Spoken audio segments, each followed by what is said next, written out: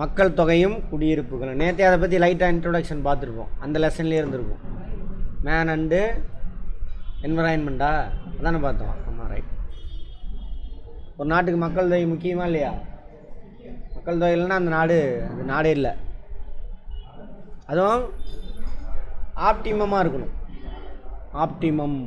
ஆப்டிமம்னா என்ன சார்?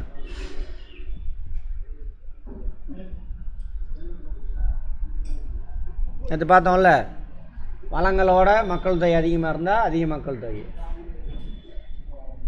வளங்கள் நிறையா இருக்குது, மக்கள் தொகை ஆனால் பயன்படுத்த கம்மியாக இருந்தால் கம்மியான மக்கள் தொகை. அப்படி இல்லாமல் எவ்வளோ வளம் இருக்கோ அதுக்கு தகுந்த மாதிரி மக்கள் தொகை இருந்தால் என்னது, அதுக்கு பேர் ஆப்டிமம் பாப்புலேஷன். எல்லாத்துக்குமே இந்த வார்த்தையை யூஸ் பண்ணலாம், ஆப்டிமம். மக்கள் புவியியல், ஹியூமன் ஜியாகிரஃபி, இங்கிலீஷில் ஹியூமன் ஜியாகிரஃபி. வார்த்தையிலே அர்த்தம் இருக்குது பாருங்கள். புவியியல் காரணிகளை வச்சு மக்கள் தொகை ஒரு ஏரியாவில் எப்படி இருக்காங்க, அதுமாதிரி மக்கள் தொகை பரவலை தீர்மானிக்கக்கூடிய புவியியல் காரணிகள், அதை பற்றிலாம் படித்தோம்னா அதானது ஹியூமன் ஜியாகிரஃபி. மக்கள் புவியியல், பிறப்பு விகிதம், இறப்பு விகிதம், வளர்ச்சி விகிதம், காலம், இடத்துக்கு ஏற்ப அவற்றில் ஏற்படும் மாற்றத்தை பற்றிய கற்றல். மக்கள் தொகை அதிகரித்தல் குறைதல் என்பது மக்கள் பரவல் மற்றும் வளர்ச்சியை குறிப்பதாகும். பரவல் நேற்று பார்த்தலாம், டென்சிட்டி அதிகமாக ஒரு இடத்துல இருப்பாங்க, ஒரு சில இடத்துல கம்மியாக இருப்பாங்க. அதெல்லாம் எங்கே இருக்கிறதுல பாப்புலேஷன் அதிகமாக இருக்குன்னு பார்த்தோம், பூமத்திய ரேகையா. நேற்று பார்த்ததை வச்சு சொல்லுங்கள். கிழக்காசிய நாடுகள், தெற்காசிய நாடுகள், ஐரோப்பாவினுடைய வடமேற்கு பகுதி, அமெரிக்கா யுஎஸ்ஏ அதோட வடகிழக்கு பகுதி மேப்பில் போட்டு காமிச்சேன்னா அங்கெல்லாம் பாப்புலேஷன் அதிகமாக இருக்கும். அப்புறம் பாப்புலேஷன் மீடியமாக இருக்கிறது, பாப்புலேஷன் கம்மியாக இருக்கிறது, அதெல்லாம் பார்த்தோம். இனங்கள், இனம் அப்படின்னா ரேஸ் அப்படின்னு அர்த்தம். ஆண் இனம் பெண் இனம் அது இல்லை, ரேஸ். முக்கியமான வார்த்தை இது. அங்கே உள்ள கிளைமேட்டுக்கு தகுந்த மாதிரி மனிதனுடைய உடல் அமைப்பு இருக்கும். அடாப்டேஷன் பயாலஜி பார்க்கும்பொழுது பார்த்துருப்போம். அங்கே உள்ள கிளைமேட்டிக் கண்டிஷனுக்கு தகுந்த மாதிரி கிளைமேட்டு, மண் இதெல்லாம் வச்சு, நிலப்பரப்பு இதெல்லாம் வச்சு அவனுடைய ஸ்ட்ரக்சர் இருக்கும். மனிதனுடைய ஸ்ட்ரக்சர், தலைமுடி வித்தியாசமாக இருக்கும், கண் வித்தியாசமாக இருக்கும். கண் ஒரு சிலருக்கு புல்வெளியில் இருக்குன்னா கண்ணெல்லாம் முட்டை கண்ணாக இருக்கும். அடர்ந்த காட்டில் வளர்ந்துருந்தான், உருவாயிருந்தான் அப்படின்னாக்கா அவன் வளர்ந்து ரொம்ப நாளமாக வளர்ந்தானா கண்ணெலாம் உள்ளே போயிருக்கும், இப்படி குறுகுறுன்னு இருக்கும். வடகிழக்கு மாநிலத்தில் இருந்து வரான்ல அந்த மாதிரி. ஸ்கின்னு கலரு, உயரம், மூக்கு, வாய் இதெல்லாம் இருக்கும், ஒவ்வொரு அமைப்பு இருக்கும். சைனாக்காரெலாம் பாருங்கள் ஒரே மாதிரி இருப்பான், கண்டுபிடிக்க முடியாது. யூரோப்பியன்ஸ் அதே மாதிரி ஒரே மாதிரி இருப்பான், உயரமா சகப்பா அப்படி இருப்பான். ஆப்பிரிக்காவில் அதே மாதிரி இருப்பான், ஒரே மாதிரி தான் இருப்பான். சரியா? ஆனால் இந்தியா மட்டும் அப்படி சொல்ல முடியாது. ஏன்னா இங்கே எல்லாம் இருந்து மிக்ஸ் ஆகிட்டாங்க. அதனால் எல்லா மாதிரியும் இருப்பானுங்க. எங்கே? இந்தியாவில். மனித இனங்களின் அருங்காட்சியகம் அப்படின்னு சொல்லுவாங்க, கண்காட்சி எப்படி வேணாலும் சொல்லலாம். அங்கெல்லாம் இருந்து இங்கே செட்டில் ஆகி ரொம்ப காலமாக வரலாறு பார்ப்போம். அது மாதிரி மானுட பிரிவை அவர்களின் பௌதீக உயிரியல் பண்புகளின் அடிப்படையில் பிரிப்பதே மனிதநேய வகை. பௌதீக, இயற்பியல் மற்றும் உயிரியல் பண்புகள். அதனால் இயற்பியல் எவ்வளோ ஹைட்டாக இருக்கான், குள்ளையாக இருக்கிறது, கண்ணு கலரு, கண்ணோட இது இருக்குல்ல கருவிலி, அதோட கலரு, அதை வச்சோம் அதெல்லாம் தீர்மானிக்கும். ஸ்கின்னு கலரு, முடி சாஃப்டாக இருக்கிறது, நீக்ரோஸ்க்கு எப்படி இருக்கும், முடி சுருண்டு இருக்கும், அந்த மாதிரி எல்லாம் அதான் ஃபிசிக்கல். ஒரே பண்புகள் மற்றும் பழக்க வழக்கங்களை காலங்காலமாக பின்பற்றக்கூடிய மக்கள் குழுக்கள். நோட் பண்ணிக்கங்க. மனித இனம் என்றும் அழைக்கப்படுகிறது, ரேஸ், ஹியூமன் ரேஸ். அந்த மாதிரி பறந்து காணப்படும் மனித இனத்தின் வகைகள், அவனுடைய வடிவம், ஸ்ட்ரக்சரு, முகம், மூக்கு, கண், முடியோட வகை, தோலோட நிறம், உயரம், இரத்தத்தின் வகை, போன்ற பல காரணிகள் அடிப்படையாக கொண்டு பிரிக்கப்பட்டுள்ளது. இதெல்லாம் வச்சு தான் அவன் என்ன ரேஸ் அப்படின்னு சொல்லுவாங்க. இது எல்லாத்தையும் தீர்மானிக்கிறது யார்? ஜியாகிரஃபி தான். கிளைமேட்டு, ஃபிசிக்ஸு, அதாவது ஃபிசியோகிராஃபி, இதெல்லாம் நிலம். அதெல்லாம் முக்கியமான மனிதளங்கள் 1 2 3 4, இந்த 4 தான் இருக்குது. காக்கஸ் இனம், நீக்ரோ இனம், மங்கோலிய இனம், ஆஸ்ட்ரலாய்டு இனம், 4 இனம்தான். இந்தியாவில் எல்லாம் கலந்துருக்குது. ஆனால் பூர்வகுடி மக்கள் எதில் வருவாங்க அப்படின்னா நீக்ரோவை தான் இருக்கும். நீக்ரோட்டாய்ஸ். திராவிடர்களே திராவிடர்கள், இந்திய பூர்வகுடி மக்கள் நீக்ரோ.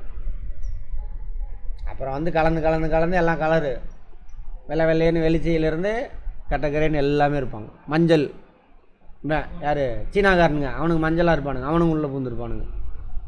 ஆரியர் படையெடுப்புலேருந்து வெள்ளைக்காரன் உள்ளே பூந்துருப்பான். அவங்க எல்லாம் கலந்து எல்லா கலரும் இருக்கும். அவங்க நாட்டில் யூரோப்பியன்ஸ்லாம் ஃபஸ்ட்டு வந்து பார்க்குறாங்க, என்னடா எல்லா கலர்லேயும் ஆள் இருக்கானுங்க அப்படின்னு பார்க்குறாங்க. இப்பயும் அவங்க நாட்டிலேருந்து வந்து பார்த்தா நான் வித்தியாசமாக, இப்போ தான் யூரோப்பியன் கண்ட்ரீஸ், வட அமெரிக்காலாம் எல்லா இனமும் போய் உட்காடுறாங்க. அப்போ ஃபஸ்ட்டுலாம் வந்தப்போ அவனுக்கு மிரண்டானுங்க, என்னடா எல்லா கலர்லேயும் இருக்கானுங்க அப்படின்ட்டு. ஏன்னாக்கா நம்மளோட ஜியாகிரபிக்கல் லொக்கேஷன் அந்த மாதிரி இந்தியா. அதே மாதிரி இங்கே உள்ள வளங்கள் அதை தேடி வரான், இங்கேயே செட்டில் ஆகிடுறான், இங்கே உள்ள மக்களோட மிக்ஸ் ஆகிடுது. பட் பூர்வகுடி மக்கள்னால் யார்? திராவிட மக்கள், நீக்ரோ இனம், காக்கஸ் இனம். கேட்பாங்க எந்த ஏரியாவில் இருந்தவங்க என்ன அப்படின்னு பார்ப்போம். ஹிஸ்ட்ரியிலையும் படிச்சிருப்போம், அதை பற்றி படிப்போம், படிக்காதவங்க. ஐரோப்பிய இனத்தவர்கள், ஓகேவா? ஐரோப்பாங்க. ஐரோப்பா எந்த பகுதின்னு கேட்பாங்க. அங்கே கிளைமேட் வித்தியாசமாக இருக்கும், எல்லாமே உங்களுக்கு தெரியும். ஐரோப்பாவில் என்ன இனம்? காக்கஸ் இனம். இவ்வின மக்களின் வெள்ளை நிறத்தோலும் அடர் பழுப்பு நிற கண்களும், கண்ணோட நிறம் பழுப்பு நிறமாக இருக்கும், அடர் பழுப்பு நிறம். அலை போன்ற முடியும். என்ன முடி சொல்லுவாங்க அதை? கோர முடியா? அப்படியே பறக்கும். முடியும். குறுகலான மூக்கும் ஷார்ப்பு மூக்கு உடையவர்கள். இவர்கள் யுரேசியாவிலும் காணப்படுகிறார்கள். யுரேசியா எது? Europe, Asia. இந்தியா விட்டுருங்க, எல்லாமே இருப்பாங்க. அதனால் இந்தியரெல்லாம் இந்த இனத்துக்காரன்னு சொல்ல முடியாது. அப்புறம் ஏன் சார் கேட்கலாம், ஆரியன்ஸ் திட்டுறீங்க, ஆரியன் வந்தவெல்லாம் ஆரியன், ஓகே, எல்லாம் கலந்துட்டானுங்க. ஏன் ஆரியன் ஜீனை வச்சுலாம் எவன் பிரிக்க முடியாது. பட் அந்த புத்தி இருக்குல்ல, அவனுங்கள தான் திட்டுறேன். நான் உயர்ந்தவன், மற்றவெல்லாம் எனக்கு கீழே, பொம்பளையெல்லாம் எனக்கு அடிமை அப்படின்னு நினைக்கிறான்ல, அந்த புத்தி உள்ளவனை தான் சங்கி மங்கின்னு திட்டுறேன்.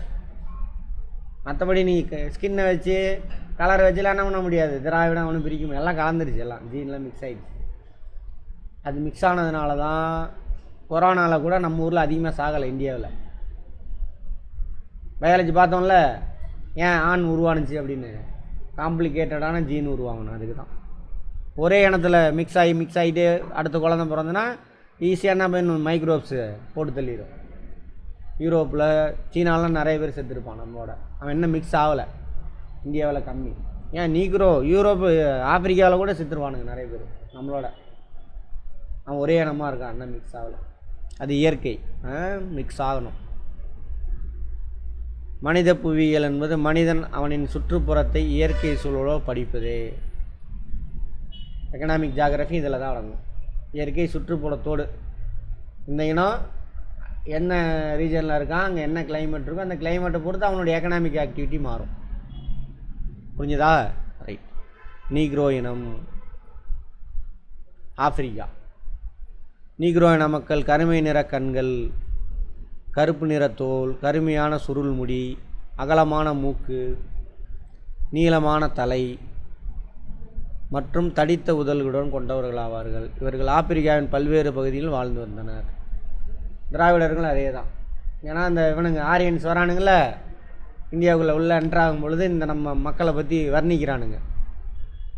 கட்டக்கரைன்னு இருக்கான், மூக்கு சப்பையாக இருக்குது, உதடு பெருசாக இருக்குது அப்படின்னு. இங்கே இருந்த திராவிட மக்களை வந்து அவனுடைய இதெல்லாம் என்ன பண்ணியிருப்பான், திட்டி எழுதியிருப்பான். நம்ம எதிரிகள் இப்படிலாம் இருக்கானுங்க, அவனுக்கு கோட்டையெல்லாம் கட்டி வாழ்கிறானுங்க, நம்மளை மாதிரி நாடு ஓடி பக்கி எல்லாம் அறிவாக இருக்கானுங்க அப்படிலாம் எழுதியிருப்பானுங்க. அந்த பாடலெல்லாம் வரும். எழுதலை, பாடிட்டு திரிவானுங்க காட்டுமுறானிங்க.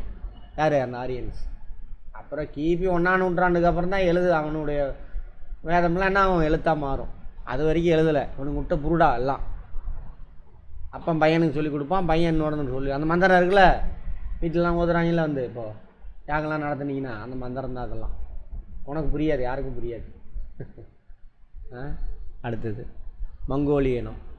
இதான் உண்மையான வரலாறு மங்கோலியா. அதனால தான் பாருங்கள், இப்போ கூட ஒரு இஷ்யூ போயிட்டுருக்குல்ல, கீழடி வரலாறை திருத்தி எழுதுறதுக்கு வேற ஆளை போட்டிருக்கானுங்களாம்.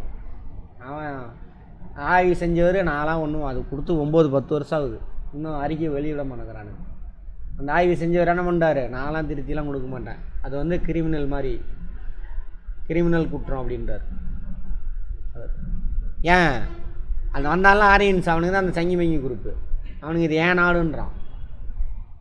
நாங்கள் தான் அதை உருவாக்கணும், நாங்கள் ரிஷி கடவுள் இருக்காரில் அங்கேருந்து பிறந்து குதிச்சு வந்துட்டோம், இங்கே உள்ள மக்கள் காட்டு முராண்டியாக இருந்தான், அவனுக்கு நான் தான் எல்லாம் கற்றுக் கொடுத்தேன் அப்படின்னு பொய்யா டான்ஸாக விட்றானுங்க.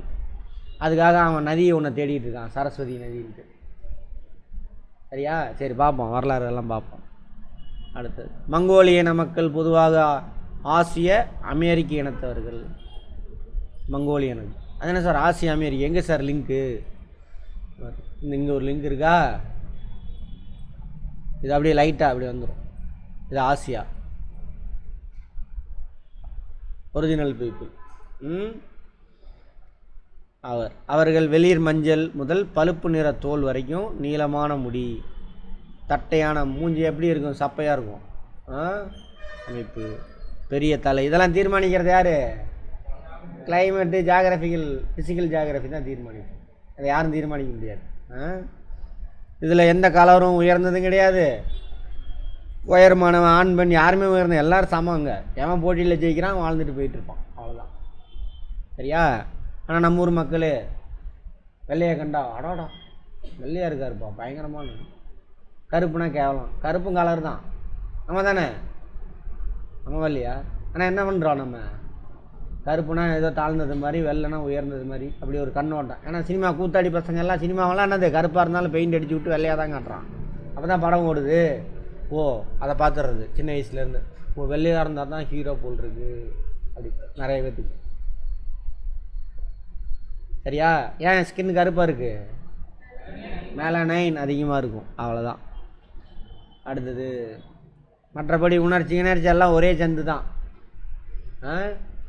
சரி, தட்டையான மூக்கையும் உடையவர்கள் ஆவார்கள். மஞ்சள் இனத்தர் மங்கோலியர். ஆசியா ஆர்டிக் பிரதேசத்தில் இருப்பாங்க.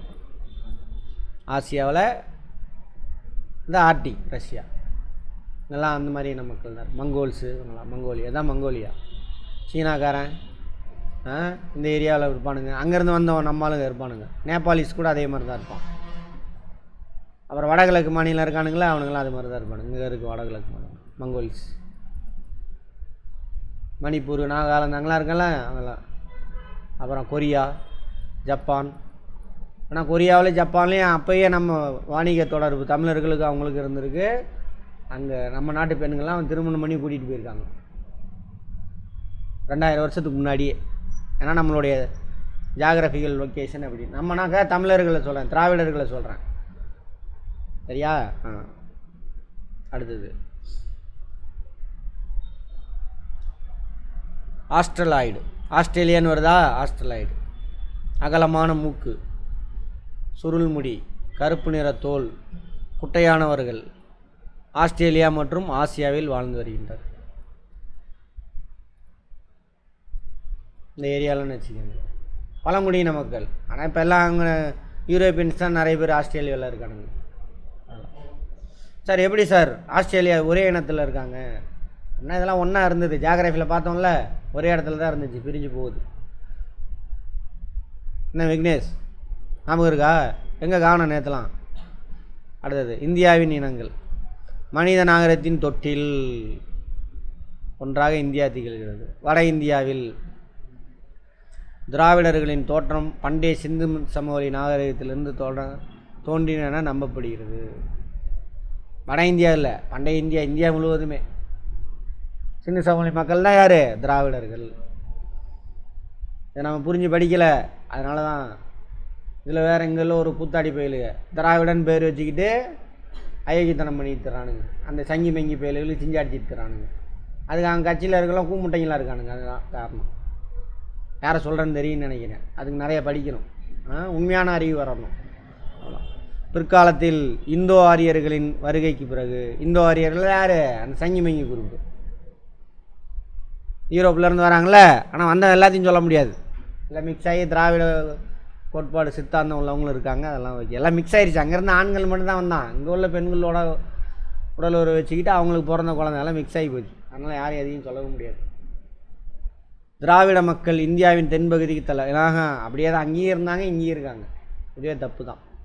இந்தியாவில் தென்பகுதி மூவேந்தர், சேர, சோழ, பாண்டியர்கள் இந்தியா முழுவதும் இன்னும் வரைக்கும் இருக்காங்க. அந்தந்த ஏரியாவில் கிராமத்தில் வாழக்கூடிய மக்கள் அவங்க தான் திராவிடர்கள். ஆதிக்கம் செலுத்தப்பட்டது. தமிழ், தெலுங்கு, கன்னடம், மலையாளம், ஆப்கானிஸ்தான் வரைக்கும் தமிழ்லேருந்து வந்த மொழி இருக்குதுன்னாங்க. அங்கே உள்ள பூர்வகுடி மக்கள் இங்கேருந்து ஆப்கானிஸ்தான், எங்கே இது வரைக்கும்.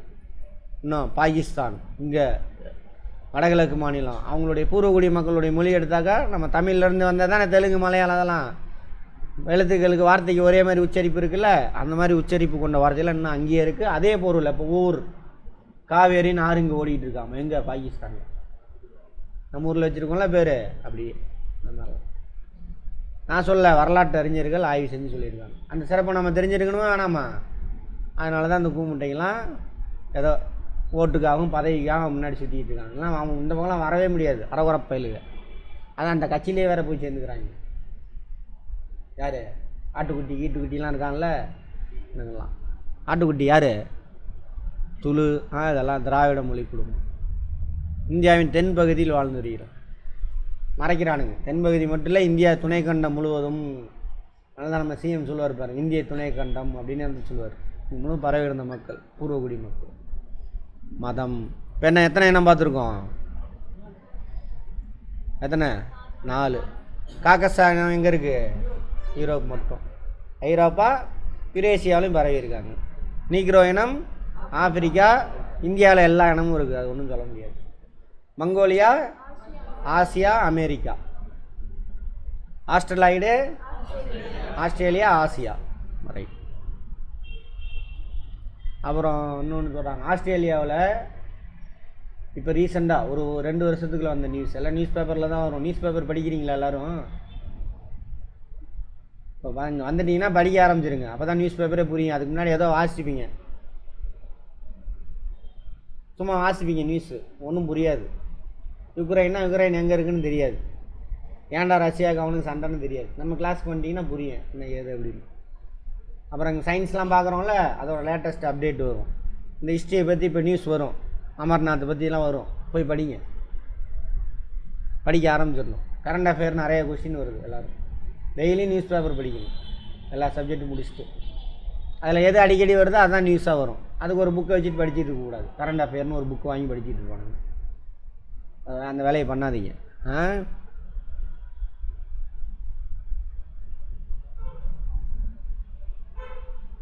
மதம் பேர்லேயே இருக்கா மதம். மதம் கொண்ட யானை. மதத்தின் மேலே என்ன பண்ணுறானுங்க? மதம்னா என்னங்க? அதை ஃபாலோ பண்ணுறோம்ல, ஏதோ ஒரு மதத்தை சொல்லிக்கிறோம். மதம்னா என்னங்க? என்ன சார் அது மதம்? சாமி கும்பிடுவோம், தட்டில் காசு போடுவோம், அவ்வளோதானே. டெய்லி எழுந்திரிச்சோன்னா கடவுளை காப்பாற்று, அவன் தானே. அவர் காப்பாற்றுவாரா? அவரை காப்பாற்றுறதுக்கே போலீஸ் வேணும். நம்ம தானே தூக்கிட்டு போய் இப்போ 50 வருஷம் கழிச்சு சிலையை தூக்கிட்டு வரானுங்க. இப்போ தான் போயிட்டு அவரை ஓடி வந்து இறங்க மாட்டாருங்க, ஏதோ ஏமாத்துறானுங்க. அது மட்டும் தெரியும். சரி, மதம்னா என்ன சார் அப்படின்னா அறிவியல். என்ன சார் கண்ணாமண்ணான்னு திட்டுறீங்க, கடைசியில் அறிவியல்ன்றீங்க. அப்போ மதம்னா இயற்கையை புரிஞ்சுக்கிட்டு அதுக்கு தகுந்த மாதிரி எப்படி வாழணும் கற்றுக் கொடுக்குறது தான் என்னது மதம். நம்மளும் நல்லா இருக்கணும், அடுத்தவனும் நல்லா இருக்கணும். அதுக்காக இயற்கையை புரிஞ்சுக்கிட்டு அந்த ஒழுக்கங்களை எப்படின்னு, அதாவது தவறான விஷயத்தில் போய் மாட்டிக்காமல் நல்ல விஷயங்களை கற்றுக் கொடுக்குறது தான் என்னது மதம். ஒரு காலத்தில் அதான் பாருங்கள், ஒரு சில மதம்லாம் நல்ல விஷயமாக தான் இருக்குது எல்லாமே. அதான் தவறாக பயன்படுத்தி நமக்கு மேலே ஒரு சக்தி இருக்குது, அவர் தான் எல்லாமே பண்ணுறாரு அப்படின்னு சொல்லி அதில் நல்ல விஷயம்லாம் கற்றுக் கொடுப்பாங்க. அப்படி ஒரு சில மதம் இருக்குது. அப்புறம் ஒரு டுபாகூர் மதம் இருக்குது. அதை என்ன பண்ணிச்சு, அதில் ஒரு சில குரூப்பு மட்டும் என்ன பண்ணுறான், நான் தான் கடவுளுக்கு ஏஜெண்டு. இங்கே மக்கள் நம்பிக்கிட்டு இருந்தாங்க, கடவுள் எல்லோரும் நம்பிக்கிட்டு இருந்தாங்க. இந்த சொன்னல திராவிட மக்கள் இங்கே இருந்தவங்க, இங்கே ஸ்டாலின் வரதே இல்லை, வராங்க உள்ளே பூந்து அவன் ஒரு மந்திரம் கந்திரம் ஆ ஊகி பூபான்னு கத்திக்கிட்டு வரான். அப்புறம் இங்கே உள்ள மக்கள் என்ன பண்ணுறான், இவன் எல்லாம் கடவுள் வழிபாடு இருக்குது எல்லாத்துக்கிட்டையும். நான் தாண்டா கடவுளுக்கு ஏஜெண்டு, இந்த மாதிரி இந்த அக்னி குண்டம் இதுதான் கடவுளுக்கு, இந்த அக்னி தான் போய் இதில் போடுறதெல்லாம் கடவுள்கிட்ட கொடுத்துருவார், அவர் ட்ரான்ஸ்ஃபர் பண்ணிடுவார். எதுக்கு அக்னி குண்டத்தில் போடுறான்லாம், அவர் கடவுளுக்கும் இவனுக்கும் நடுவில் ஏஜெண்டு, இவன்கிட்ட நம்ம கொடுத்துடணும், இவன் போய் அதில் போடுவான். உடனே அவர் அக்னி எடுத்துட்டு போய் அங்கே கொடுத்துருவார். அப்புறம் அதையும் சொல்லுவார், இந்த பாரு இந்த மாப்பிள்ளை சிவா இருக்கார்ல, அவருக்கு இதெல்லாம் வேணுமாம்மா, அவர் கொடுத்துரு அப்படின்னு மந்திரத்திலே சொல்லிடுவார், அவர் சொல்லுவார் அப்படின்னு. உடனே அக்னி அதையும் சொல்லிடுவார், இதெல்லாம் கொண்டு போய் கொடுத்துட்டு, பிரம்மா இந்த மாதிரி சிவாவுக்கு இதெல்லாம் கொடுத்துருக்காரு, பட்டு புடவை 10 எருமை மாடு பசுமாடு யாகுண்டத்தில் அதெல்லாம் போடுவாங்க, 4 குதிரை இதெல்லாம் கொடுத்துருக்காரு உனக்கு, அதனால் அவர் வேணுங்கலாம் செஞ்சு கொடுத்துரு அப்படிம்பாராம். அந்த ஏஜெண்ட் தான் அவன் நான் அப்படின்னு வச்சுக்கேங்க.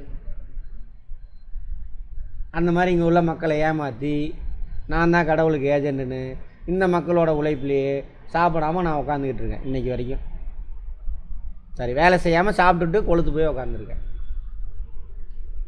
அதுக்காக என்ன சொல்கிறான், போன ஜென்மம் செஞ்ச பாவம், போன ஜென்மத்தில் நீ செஞ்ச பாவத்தினால நீ ஜாதி, அந்தந்த ஜாதி அவன் வேலையை செய்யணும், நீங்களாம் செய்யணும், நான் மட்டும் என்ன பண்ணக்கூடாது, வேலை செய்ய மாட்டேன்.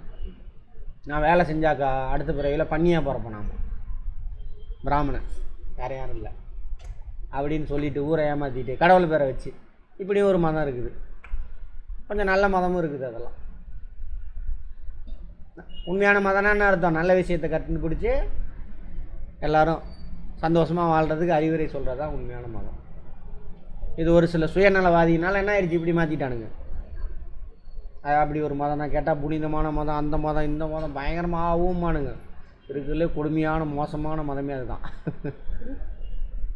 ஆமாம் தானே, அப்படி தான் நம்ம ஃபாலோ பண்ணிகிட்டு இருக்கோம். சரி, அப்புறம் என்ன பண்ணுறது, மதத்துக்கு ஏதாவது சுயநலவாதி அங்கே உட்காந்துருப்பான் மத தலைவராக, அவன் தேவைக்கு என்ன பண்ணுறது, 2 மாதத்துக்காரனை சண்டை மூட்டி விட்டார், இப்போ பண்ணிகிட்டு இருக்காருன்னு பாருங்க.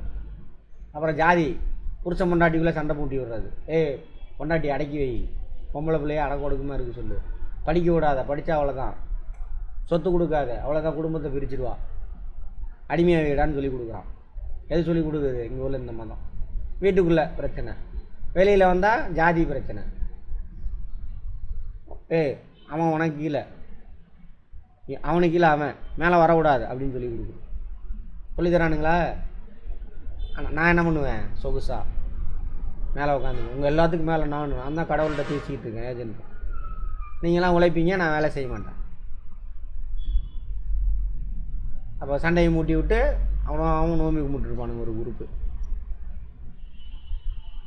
சரியா, அதான் மதம்னே சொல்லுவோம் நம்ம.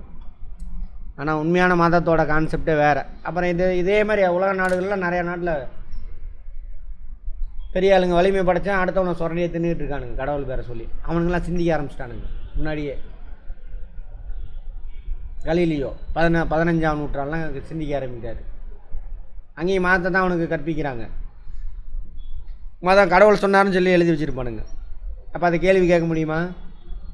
கடவுள் சொன்னார்னு எழுதி வச்சுருக்கான், அதை தான் கற்றுக் கொடுப்பான். கேள்வி கேட்க முடியுமா? முடியாது. கடவுள் சொல்லிட்டார், அதான், அதுக்கு மேலே ஒன்றும் இல்லை. கல்வியை தான் கேள்வி கேட்குறாரு. ஸ்கூலில் சொல்லித்தரான், மதத்தில் சொன்னதே சொல்லித்தரான். இதுதான் உலகம், இப்படி தான் இருக்கும், தட்டையாக இருக்கும், இதெல்லாம் நடக்குது, அந்த தியரி இந்த தியரி எல்லாம் சொல்கிறான். கலீலியோ மாதிரி ஆளுங்க போய் செக் பண்ணி பார்க்குறாங்க உண்மையான்ட்டு. இவன் சொல்கிறதுக்கு எதிர்மாறாக நடக்குதாங்க. அறிவியல் என்ன அர்த்தம்? நம்மளை சுற்றி நடக்கிறது தானே. டீச்சர்கிட்ட வந்து கேட்குறாங்க, டீச்சர் என்ன நீங்கள் இப்படி சொன்னீங்க, அங்கே வேறு மாதிரி நடக்குது. அதிக பேசுங்க, வாய் பேசக்கூடாது, புனித நூல் சொல்லுது, கடவுள் சொல்லிட்டார், பேசாத அப்படிங்கிறாரு. அவர் விட மாட்டேங்கிறாரு. அவர் திரும்ப திரும்ப கேட்குறாரு, சைத்தான் கே பச்சா அப்படின்னு அடிச்சு துரத்தினான். சைத்தான்னா யார்? பேய், கடவுளுக்கு எதிரானவனி, பீடை பிடிச்சோம் அப்படின்னு கலிலியோவை துரத்தி விட்ருவாங்க ஸ்கூல்லேருந்து. அங்கேருந்து தான் கேள்வி கேட்குறாங்க, மதத்துலேருந்து பிரியுது. அறிவியல் கேள்வி கேட்டு அதை எக்ஸ்பெரிமெண்ட் பண்ணி மதத்துலேருந்து பிரிகிறாங்க. அறிவியலாளர் சயின்டிஸ்ட் அங்கே தான் உருவாக்குறாங்க. எங்கே? 15ஆம் நூற்றாண்டு. சயின்டிஸ்டோட வேலை என்னது? சுற்றியில் இருக்கிறத ஆய்வு பண்ணி எக்ஸ்பெரிமெண்ட் பண்ணி எடுத்துக்காட்டோட இதுக்கு இது இதனால தான் நடக்குது, இது இதனால தான் நடக்குது. ஸோ உயிர்னா என்ன, செல்களால் ஆனது, செல்லுனா என்ன, அது ஒரு அதை மாதிரி இன்னும் ரீப்ரொடியூஸ் பண்ணிக்கும் அப்படின்னு எல்லாத்தையும் கண்டுபிடிக்கிறாங்க. செல் எதால் ஆணுச்சு? செல் எதாலும் ஆணுச்சு? சிவஸ்ரீ. செல் நுண்ணுறுப்பு. அது எதால் ஆணுச்சு? மாலிகுல். மாலிகுல் எதாவது ஆணுச்சு? ஆட்டம், பரிணாம வளர்ச்சி. அப்படி கொஞ்சம் கொஞ்சமாக கண்டுபிடிச்சிட்டோம். இன்னும் கண்டுபிடிச்சிட்டு இருக்கானுங்க. ஆட்டம்குள்ளே என்ன இருக்குதுன்னு பார்க்குறோம். புரோட்டான், நியூட்ரான், எலக்ட்ரான், அதுக்கு மேலே காட் பார்ட்டிகிள்ஸ், நியூட்ரினோ. இன்னும் உங்கள் காலத்தில் பார்ப்பீங்க எப்படி கொஞ்ச நாளில். பாசிட்ரான், நியூட்ரினோ, இன்னொன்று என்னது ஆன்டி நியூட்ரினோ, அந்த மாதிரிலாம். அப்போ அந்த மதத்திலேருந்து வெளியில் வந்ததோட விளைவு தான் சயின்டிஸ்ட்டு, ரிசர்ச் அண்ட் டெவலப்மெண்ட். கேள்வி கேட்டுக்கிட்டே இருக்கணும். கடவுள் சொன்னார்னு சொன்னால் என்ன பண்ண முடியாது? கேள்வியே கேட்க முடியாது. எல்லாம் தலைவதிப்பா அப்படின்ட்டு போயிடுவான். அதான் சயின்ஸ், அதான் பொதுக்கல்வி. கேள்வி கேட்டு கேட்டு புதுசு புதுசாக கண்டுபிடிப்பான். அதை புரிஞ்சுக்கிட்டு நம்ம என்ன பண்ணணும், அடுத்தது நம்ம வாழ்க்கையை நடத்தணும். அப்போ இது என்னது? இது சமூகத்துக்கு பிடித்த பீடை. கடவுளை பேர் மதத்தை வச்சு தான் என்ன பண்ணுறான், நிறைய பேர் சேட்டை பண்ணுறானுங்க. அதேமாதிரி இந்தியாவில் ஒரு மதம்லாம் கிடையாது. இந்து மதம், இந்தியர்கள் எல்லாம், அதெல்லாம் போய் ஒவ்வொரு ஊர்லேயும் ஒவ்வொரு மதம். ஆமாவா? உங்கள் ஊரில் குலதெய்வம் என்னம்மா? குலதெய்வம் என்ன? சும்மா சொல்லுங்கள். ஐயனாரப்பா. உங்கள் ஊரில் என்னம்மா குலதெய்வம்? தெரியாது. உங்கள் ஊரில் பெரியாண்டிச்சு. ஆனால் நம்ம எப்படி ரெண்டு பேரும் ஒரே இந்து மதமாவீங்க? இந்துன்னு தானே எழுதுறீங்க. பழக்க வழக்கம் எப்படி இருக்கும்? வேறையா? வேறையா இல்லையா? உங்கள் ஊரில் ஒரு மாதிரி சடங்கு சம்பிரதாயம்லாம் இருக்கா? உங்கள் ஊரில் சடங்கு சம்பிரதாயம் ஒரு மாதிரி இருக்கா? என்ன மேடம், கரெக்டா? அப்போ எப்படி ஒரே மதம்? சிக்கல் இதெல்லாமே. ஒவ்வொரு ஊர்லேயும் ஒரு மதம், ஆயிரக்கணக்கான மதம் சேர்ந்தது தான் இந்தியா. இந்த ஒரு குரூப்பு உங்களெல்லாம் என்ன பண்ணணும், வந்து எனக்கு காசு போடணும், அதுக்காக நான் உருவாக்கணும் தான் என்னது இந்துன்னு ஒரே இதில். அப்புறம் அவன் காமனாக ஒரு கடவுளை உருவாக்குறான். கிருஷ்ணன், திருப்பதி வெங்கடாஜலபதி, அந்த கடவுளெலாம் இப்போ உருவாக்குனது 19ஆம் நூற்றாண்டில் உருவான கடவுள். நாலாம் பெரிய கடவுள், நீங்களாம் சிறு தெய்வங்கள். நீங்கள் சொன்னீங்கல்ல, ஒரு பேர் என்ன, ஐயனாரப்பனா, பெரியாண்டிச்சி. சிறு தெய்வங்கள்லாம் எனக்கு கீழே அடங்கும் அப்படின்னு அங்கே ஒரு டைலாக் வச்சுட்டான். வச்சுட்டு இந்தியாவுக்கு புனித நூல் எது, பகவத்கீதைன்னு கதை விட்டானுங்க. சரியா? அந்த மாதிரி. அதனால் இதில் ஜாக்கிரதையாக இருங்க. சரி. மதம் என்பது ஒரு குறிப்பிட்ட நம்பிக்கை, மூட நம்பிக்கைன்னு அர்த்தம். குறிப்பிட்ட நம்பிக்கைன்னா அந்த மூட நம்பிக்கை. அதில் போட்டால் அக்னி எடுத்துகிட்டு போய் மேலே கொடுப்பாராம். எங்கே கொண்டு போய் கொடுப்பாரு? மூட நம்பிக்கை தானே. நம்ம அஸ்ட்ரானட் யார், இந்த அம்மா 100 நாளும் 150 நாள் மேலேயே சுற்றிக்கிட்டு இருந்துச்சு. மேலே ஒத்தியும் காணும், இந்திரலோகத்தையும் காணும், யமலோகத்தையும் காணும், எந்த லோகத்தையும் காணும், பார்க்கல எங்கேயுமே. எங்கே வரைக்கும் போயிடுச்சு ராக்கெட்டு, சேட்டலைட்டு? சூரியன் வரைக்கும் போயாச்சு, போகிற வழியில் ஒருத்தனையும் காணும். அப்போ அதெல்லாம் மூட நம்பிக்கை தானே. அதான் நம்பிக்கை, குறிப்பிட்ட நம்பிக்கை, மூட நம்பிக்கை, முட்டாள் நம்பிக்கைன்னு அர்த்தம். வழிபாட்டு முறைகளையும் அதே மாதிரி மழை எப்படி பெய்யுதுன்னு பார்த்தோம்ல, வருண பகவான் கொட்டுறாரு. அப்பா கேட்டாக்கா நல்ல மனுஷன் இருக்கிறனால அங்கே கொட்டுறாராம்மா. நல்ல மனுஷன் இருந்தால் மழை கொட்டும்.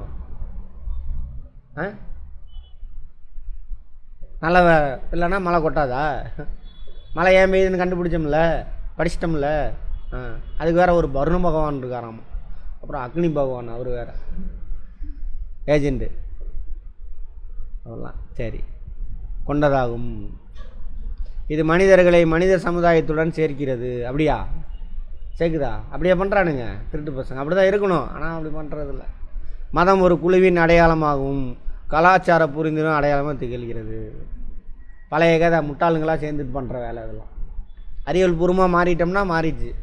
உலகத்திலே வளர்ச்சி அடைஞ்ச நாடுகள், சந்தோஷமாக வாழக்கூடிய நாடுகள், அவன் எந்த மத நம்பிக்கையற்ற கடவுள் நம்பிக்கையற்றவன் தான். நார்வே, ஸ்வீடன், ஃபின்லாண்ட்லாம் இருக்காங்களே 50% மேலே கடவுள் நம்பிக்கை. அவன் தெரிஞ்சு போச்சு, எல்லாம் புரிஞ்சுக்கிட்டான். டே ஒன்றுமே இல்லை போடா அப்படின்ட்டு கதை விட்றானுங்க இவனுங்க அப்படி. அதே மாதிரி இன்னொன்று பார்ப்போம். கடவுள் யார், எங்கே கடவுள்னு வருது, பேர் வைக்கிறாங்க. ஒரு விஷயம் நடக்குது, மனிதனுக்கு மற்ற விலங்குக்கு உள்ள வித்தியாசமே என்னது, கேள்வி கேட்குறது. ஏன் நடக்குது, ஏன், எதற்கு, எப்படி கேள்வி கேட்பான். ஒரு விஷயம் நடக்குது, இப்போ மின்னல் அடிக்குதா, அடிக்குது, ஏன்டா அடிக்குது, என்னன்னு தெரில, மேலே இருந்து இறங்குது, 4 பேர் செத்து போயிட்டான். ஒன்று ஐயோ பேயிடா மின்னல்லாம். ஒரு விஷயம் நடக்குது, ஏன் நடக்குதுன்னு தெரில, இவனுக்கு கெடுதல் வந்தால் பேய். மழை பெய்யுது, என்ன ஆகும், பயிர் விளையும். அதனால் என்ன நடக்கும், நல்லதா கெட்டதா, நல்லதா. கடவுள் மழை கொடுக்குறாரு. அப்போ இவனுக்கு தெரியாத விடைக்கு யாரோ இந்த வேலையை செய்கிறாங்கடா அப்படிங்கிறதுக்காக 2 பேரை வச்சுக்கிட்டானுங்க. கண்டுபிடிக்க முடியாத விஷயங்களுக்கு இப்போ தான் எல்லாமே கண்டுபிடிச்சாச்சு. மழை எப்படி பெய்யுது, உடம்பு ஏன் உயிரினங்கள் உருவானது கூட எப்படின்னு ஆய்வு டார்வின் கண்டுபிடிச்சி சொல்லிட்டாங்க. டார்வின்னு நிறைய பேர். உயிரினம் எப்படி உருவானுச்சு, கெமிக்கல் ரியாக்ஷன் நடக்குது பூமியில். அது நடந்தனால என்னாச்சு, ஸ்பெசிஃபி கவனிக்கிறீங்களாமா? கெமிக்கல் ரியாக்ஷன் நடந்து என்னாச்சு, ஃபஸ்ட்டு மாலிக்யூல் ஃபார்ம் ஆயிடுச்சு. அது அந்த மாலிகுல் என்ன பண்ண, அதை மாதிரியே வெளியிலேருந்து ஃபுட்டெல்லாம் எடுத்து அதை மாதிரி இன்னொரு மாலிகுலை ப்ரொடியூஸ் பண்ணுது. கெமிக்கல் ரியாக்ஷன் தான். அதான் செல்லு, ஃபஸ்ட்டு செல்லு. அந்த செல்லு தனித்தனியாக இருந்துச்சு, நுண்ணுயிர்கள். அந்த செல்லை ஒன்றா சேர்ந்து கூட்டமாக வளர்ந்தால் நம்ம உடம்பு பல செல் உயிர்.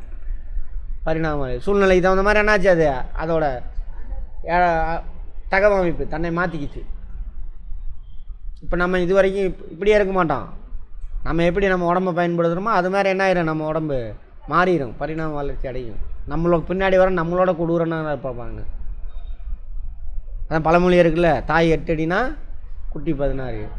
நம்ம இயற்கையிலேயே கொடூரனுங்க மனிதர்கள். நம்மளோட கொடூரனுங்க வரப்போகிறானுங்க நம்ம குழந்தைங்க. அதான் இயற்கை நீதி, பரிணாம வளர்ச்சி. அதான் அடுத்தது மதங்களின் வகைப்பாடு. உலகளாவிய மதம் உலகம் ஃபுல்லாக பரவி கிடக்குது. மனித இனப்பிரிவு மதங்கள், இதிலிருந்து பிரிஞ்சவனுங்க. ஜூடோயிசம் தத்துவங்களை வச்சுருக்குது. இந்து மதம் இது இங்கிலீஷ்காரன் வந்தவனும் உருவாக்குனது. இந்து மதன்ற வார இங்கிலீஷ்காரன் வரதுக்கு முன்னாடி கிடையவே கிடையாது. சரியா? அடுத்தது ஜிண்டோயிசம், ஜூடோயிசம், ஜிண்டோயிசம், ஜூடோ ஜப்பான்னு நினைக்கிறேன். இந்த புத்த மகாவீரர்கள்லாம் இருக்காங்களே அவங்கள மாதிரி. புத்த மதம், சமண மதம் அதெல்லாம் இருக்குது. அதெல்லாம் இதுக்குள்ளே உள்ளே கொண்டு போய் நுழைச்சி விட்டானுங்க. புத்த மதம், சமண மதம்லாம் இருக்குது. இன்னும் அது மாதிரி ஏகப்பட்ட மதம் இருக்குது. எல்லாத்தையும் இதில் ஒரே மூட்டையில் கட்டி வச்சுட்டானுங்க. கட்டு சோத்தில் கட்டி வச்சுட்டானுங்க. எல்லாம் வேறு வேறு சோறு ஒரே மூட்டையில் கட்டி வச்சுட்டானுங்க. வரலாறு பார்க்குறப்ப பார்ப்போம். நான் சொல்கிறத அப்படியே ஏற்றுக்காதீங்க. அங்கே இருக்கிறத நான் எக்ஸ்பிளைன் பண்ணுறேன். நீங்கள் போய் என்ன பண்ணணும், அதெல்லாம் சிந்திக்கணும். உண்மையா என்ன ஏது அப்படின்னு. நாடோடி அது அந்த அடிப்படையில். அனிமிசம், ஜாமானிசம், சாமன் இதெல்லாம் நிறையா. பாருங்க, புத்த மதம் இருக்கா? புத்த மதத்தை பற்றி இங்கே சொல்லவே இல்லை பாருங்கள். எங்கே இருக்கா? எங்கே இருக்கு? இதை சொல்கிறீங்களா? இங்கே இருக்கா? சரி, புத்தம். சமண மதம் சொல்லலை. ஜொராஸ்டிசம் அது இருக்குது. அசீவகம் இந்தியாவில் இருந்த மதம். அதெல்லாம் இந்த மாதிரி நிறைய மதம் இருக்குது. ஏகப்பட்ட மதம் இந்தியாவில். எல்லாம் நம்பிக்கை, மூட நம்பிக்கை, அவ்வளோதான். அதெல்லாம் நல்ல விஷயம் சொல்லித்தர மதம்லாம் இருக்குது. எல்லோரும் சமம், அதெல்லாம் புத்த மதம். அதெல்லாம் சொல்கிறாங்கள. அந்த வேத மதம்னு ஒன்று இருந்துச்சு. வேத மதத்துக்குள்ளே தான் இதில் மற்றது எல்லாத்தையும் உள்ளே நுழைச்சி விட்டானுங்க. வேத மதத்துக்குள்ளே அந்த வேத மதத்தினுடைய தத்துவத்துக்கு எதிராக உருவானதான் புத்த மதம், சமண மதம்லாம். வேத மதம் ஏன்னா எல்லாத்தையும் அவன் தான் அடிமைப்படுத்துகிறான். இப்போ இருக்குல்ல இந்து மதத்தில் ஜாதி கொடுமை, பெண் அடிமையெல்லாம், அதெல்லாம் வேத மதம் அவனுங்க உருவாக்குனது, ஆரியர்கள். அதுக்கு எதிராக உருவான அப்போதைய பெரியார். பெரியார்னா யார்? மக்களை நல்வழிப்படுத்துகிறவர். அந்த பெரியார்ல நிறைய பேர் உருவாயிருப்பாங்க. அந்த மாதிரி பெரியார். அதில் புத்தர், மகாவீரர் அவங்களாம். எப்போ 2000 அதுக்கு முன்னாடி 2500 வருஷத்துக்கு முன்னாடி தோன்றுறவங்க. இந்த வேத மதம் இருக்கலாம், ஆரியன் சொல்ல வந்து எல்லாத்தையும் அடிமையாக்குறான்ல, அப்போ அவனுங்களுக்கு எதிராக சிந்திச்சு வெளியில் வந்தவங்க தான் கடவுள் இல்லை, மறுஜென்மெல்லாம் கிடையாது, பாவம் முனியெல்லாம் கிடையாது, எல்லாத்தையும் அன்பாக வாழுங்க அப்படின்னு சொல்லி கொடுத்தது யார்? வரலாறில் பார்ப்போம், திரும்ப பேசுவோம். இதெல்லாம் உண்மையான வரலாறு, போய் பாருங்கள். ரைட். அவங்க வழிபாட்டு தலம் விகாரம்னா தெரியுமா? எப்படி இருக்குன்னு தெரியுமா? எல்லாத்துக்கும் தெரியும். அதை தான் ஒருத்தங்க டம்மி பேரில் என்னது தியான லிங்கன்னு ஒன்று வச்சுருக்கால கட்டி, அப்படி தான் இருக்கும் விகாரம். புத்த விகாரங்கள் இருக்குல்ல, அது காப்பி தான், அது வேறு ஒன்றும் இல்லை. தியான லிங்கன்னு ஈசா யோக மையம் இருக்குல்ல, அப்படி தான் இருக்கும் விகாரங்கள். புத்த மதத்துடையது, கிறிஸ்தவ மதத்துடைய தேவாலயம், இந்து மதம் கோவில். இந்த புத்த மதம் சமண துறவிகள்லாம் தங்கியிருந்தாலும் அதெல்லாம் போய் பிடுங்கிக்கிட்டானுங்க இவனுக்கு வந்து ஆரியன்ஸு. பிடுங்கிட்டு அடிச்சு துரத்தி விட்டு அங்கே ஒரு சிலையை வச்சுட்டானுங்க, கோயிலாக மாறிடுச்சு. சரியா? சரி, அடுத்தது இஸ்லாம் மதம் மசூதி. அதனால தான் உருவத்தை வச்சு எல்லா அட்டுலியெல்லாம் பண்ணுவானுங்க தெரிஞ்சுதான். இஸ்லாம் மதத்தில் நபிகள் என்ன பண்ணுறாரு? உருவ வழிபடக்கூடாதுன்றார். இதே சேட்டையில் அங்கேயும் நடந்துச்சு, இதில் அரேபியாவில். அடுத்தது சமண மதம் பசாதியா? சமண மதம் பள்ளி, தமிழ்நாட்டில் பசாதியில் பள்ளி, சமணம் பள்ளி. ஜூடாயிசம் ஜினகாக்கா. ஜொராஸ்டிசம் அக்காரியா. ஜொராஸ்டிசம் வந்து ஈரானில் தோன்றுனது, பார்சின்னு சொல்லுவாங்கன்னு நினைக்கிறேன் அவங்கள. டாட்டா இறந்தார்ல இப்போ. அடுத்து மொழி. பிரேக் எடுத்துக்கிறீங்களா? என்ன டிரான்ஸ்லேஷன்லாம் கேட்கல, அது ஒரு கருவி. சரியா? தகவல் பரிமாற்றம் செய்வதற்கான ஒரு கருவி. எனக்கு தெரிஞ்சதை நான் உங்கள்கிட்ட ஷேர் பண்ணுறேன், உங்களுக்கு தெரிஞ்சதை நீங்கள் எனக்கு ஷேர் பண்ணுறீங்க.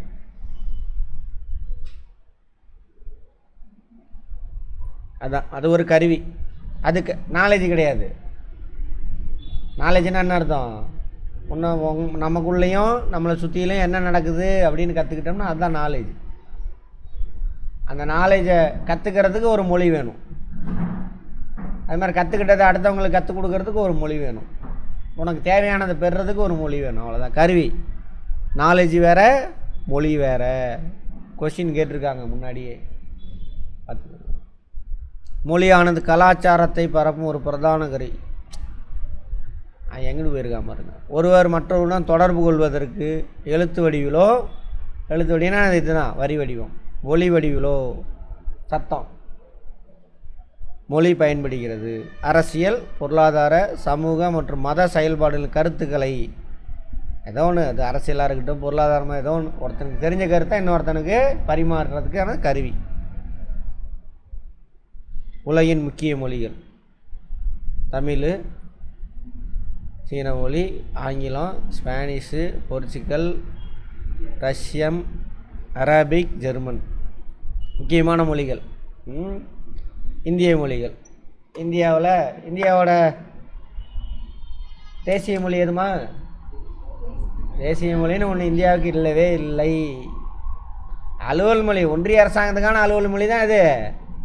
அந்த குப்பை தொட்டி அதுவும், அப்புறம் ஆங்கிலமும். ஆமாம், நிறைய மொழியிலேருந்து எடுத்துக்கிட்டானுங்க, அப்படி வந்தது தான் அந்த மொழி. அதை படித்ததுனால தான் நிறைய பேரோட மொழி அழிஞ்சு போச்சு, தாய்மொழியில் அழிஞ்சிருச்சு. இந்தியை உருவாக்கினவன் யார்? இங்கிலீஷ்காரன்.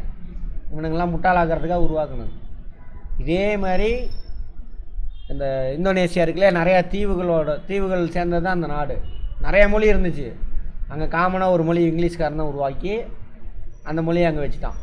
இங்கிலீஷை கற்றுக் கொடுக்கல அவனுங்களுக்கு, அப்புறம் அறிவழி ஆயிடுவானுங்கள, அவன் பேசுகிறலாம் தெரிஞ்சிடும்ல. அந்த மாதிரி நிறையா அதை பற்றி பேசுவோம். அப்புறம் இந்தியா பல வகையான மொழிகளையும் கலாச்சாரத்தையும் கொண்ட நாடு. ஒவ்வொரு மாநிலம் தனக்கு உரிய மொழி அடையாளத்தை கொண்டுள்ளது. ஆமாவா? 1300 மொழிக்கு மேலே இருக்குது இந்தியாவில். அதில் 22 மொழிகள் என்ன பண்ணியிருக்காங்க? அரசியலமைப்பு சட்டத்தில் அட்டவணை 8 வெரி குட். 8ல் 22 மொழிகளை வச்சுருக்காங்க. இது அட்டவணைப்படுத்தப்பட்ட மொழி, ஷெட்யூல்டு லாங்குவேஜஸ். இந்தியாவுக்குன்னு தேசிய மொழின்னு ஒன்று இல்லவே இல்லை. சரியாம்மா? சிவசரி ஒத்துக்கிறியாம்மா? இல்லையே, ஹிந்தின்னு சொல்லி கொடுத்துருப்பாங்களே, இல்லையா? சரி, தேசிய மொழின்னு ஒன்று இல்லவே இல்லை. வட இந்தியாவில் காஷ்மீரி, உருது, பஞ்சாபி, ஹிந்தி இது யாரோட மொழியும் கிடையாது. ராஜஸ்தானி அழிஞ்சு போச்சு, அழிஞ்சு விட்டானுங்க. குஜராத்தி, பெங்காலி, அஸ்ஸாமி நிறையா மொழி பேசுவாங்க. தென்னிந்தியாவில் தமிழ், தெலுங்கு, மலையாளம், கன்னடம் இதெல்லாம் திராவிட மொழிகள். இதெல்லாம் மொழி இது பெரும்பாலும் தொடர்பு கருவியாகவே தொடர்பு கருவியாக தான் பயன்படுது. அதுக்கு மேலே என்ன வேணும்? தொழில்நுட்ப வளர்ச்சி முன்னேற்றத்தின் மூலம் பல மொழிகள் எளிமையாக புரிந்து கொள்ள முடிகிறது, ஈஸியாக. அது நீங்கள் தாய்மொழி தெரிஞ்சால் போதும், தாய்மொழியில் டைப் பண்ணிவிட்டு இதுக்கு ஹிந்தியில் என்னையா பஞ்சாபியில் என்னையான்னு கேட்டிங்கனாக்கா அதுவே சொல்லிடும், ட்ரான்ஸ்லேட் பண்ணி சொல்லிடும். மொபைல்லே இருக்குது அந்த ஆப்ஷன்லாம். எத்தனை பேருக்கு தெரியும்? அதுவே எழுதியும் கொடுத்துரும், சொல்லிடும், வாசிச்சும் காட்டிடும். சரியா? ஆமாம். இன்னும் அந்த பழைய கதையை சொல்லிகிட்டு இருக்கிறானுங்க. ஐயோ நிறையா அப்போ சொல்கிறாங்க எல்லாத்தையும் அஃபீஷியல் லாங்குவேஜாக மாற்று, எல்லா மொழியிலும் என்ன பண்ண அரசாணையெல்லாம் வெளியிடுனாங்க. இல்லை நிறையா செலவாகும் அப்படின்றான். அதுக்கு சிஸ்டருக்கு அதில் போட்டால் எல்லா மொழியும் டிரான்ஸ்லேட் ஆகி வந்துடும், எல்லா மொழியிலும் கொடுக்கலாம். அவன் தாய்மொழியில் கொடுக்கும்பொழுது என்ன ஆகும்? அவன் மக்களுக்கு புரியும், எல்லாம் சட்டம் என்ன சொல்லுது அப்படின்னு புரிஞ்சு வாழ்வான். அன்றைக்கி தான் பண்பட்ட சமூகமாக மாற முடியும். ஏதோ ஒன்று சொல்லிவிட்டு அவனுக்கு சொல்கிற மந்திரத்தை சொல்லிக்கிட்டு அவன் சொல்கிறதான் கேட்கணும்னு சொல்லிகிட்டு இருக்கான். இந்த தொழில்நுட்பங்கள் டெக்னாலஜி உலகத்தை மனித சமூகத்துக்கு மிக அருகில் கொண்டு வந்திருக்குது. நம்ம சொன்னால எந்த மொழியிலேருந்து எந்த மொழிக்கு வேணாலும் டிரான்ஸ்லேட் பண்ணிக்கலாம். உலக மக்கள் தொகை தினம் ஜூலை 11, பிப்ரவரி 21 பன்னாட்டு தாய்மொழி தினம். ஏன்னா தாய்மொழியில் அழிஞ்சிட்டு வருது. ஏன் சார் தாய்மொழி முக்கியம்? அதுதான் அதிலே இருக்கே, தாயின்னு வந்துருச்சு, அப்புறம் தாயோட யார் முக்கியம்? அம்மாவோட நீங்கள் வேறு யார்ட்டையும் க்ளோஸாக இருந்துட முடியுமா? வீட்டுக்காரராக இருக்கட்டும், மனைவியாக இருக்கட்டும், காதலங்க, அது என்ன இருந்தாலும் லிமிட்டு தான். அம்மா மாதிரி அப்பா கூட இருக்க மாட்டார், அம்மா தான்.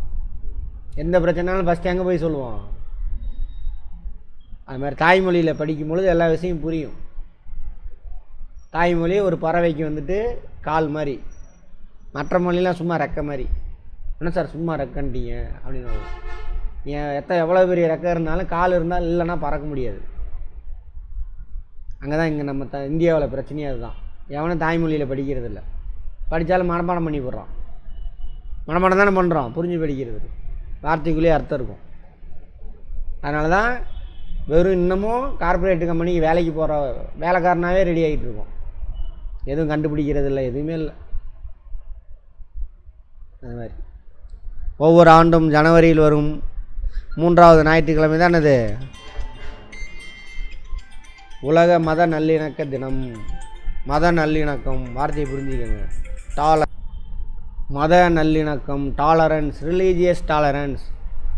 எந்த மதத்துக்காரனா அடுத்த மதத்தை என்ன பண்ணக்கூடாது, தொந்தரவு பண்ணக்கூடாது. அவன் மதம் அவன் போயிட்டு போகிறான், என் மதம் என்னது நான். ஆனால் அப்படியே ஏற்றுக்கணும் விஷயம் இல்லை. எனக்கு பிடிச்சிருந்தா ஏற்றுக்குவேன், இல்லைனா விட்டுட்டு போயிடுவேன். என்னை அவனும் தொந்தரவு பண்ணக்கூடாது.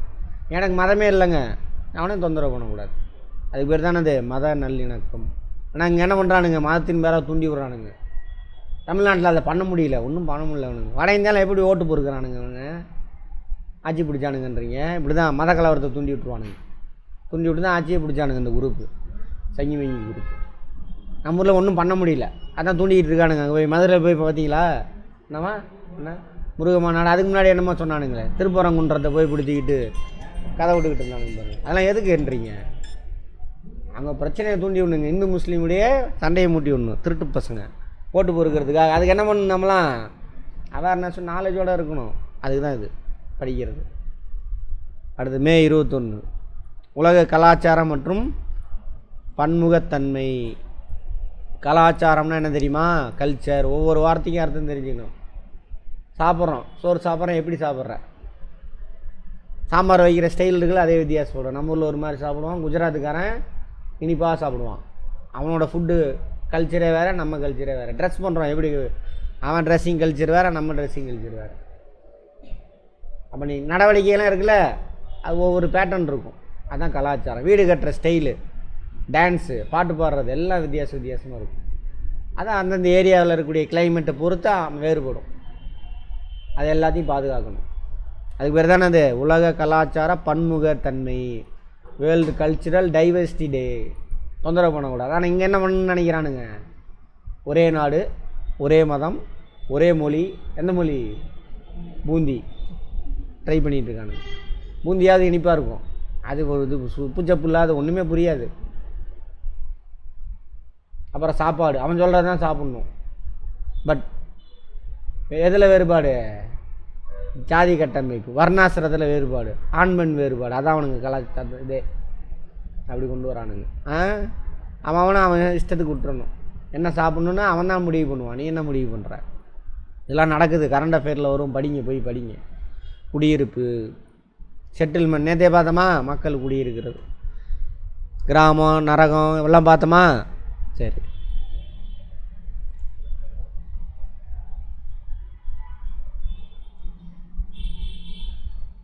கிராமம்னா என்ன தொழிலில் ஈடுபடுவாங்க?